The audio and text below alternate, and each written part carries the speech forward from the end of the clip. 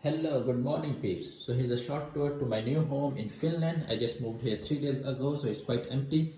Here's a main gate, place for shoes and coat. And here's a washroom, it's quite big, I really like it. Empty now at the moment. On the left side is the bedroom. Here's the view to the bedroom. It's also quite empty and I like this thing, the wardrobe is quite big. It's all over the wall. On my right side is the kitchen, and then I will put the dining table over there. It also has so many drawers, and then there's a living room over here. It connects with the kitchen also through this door.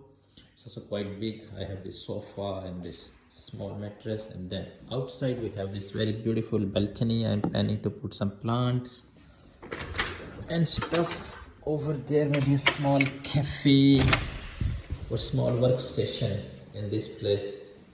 The view outside is not that great, but it's okay. I like to live in the top floor. The view is more nice.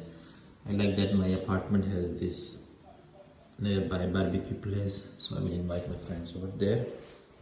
So yeah, that's the short view. Take care.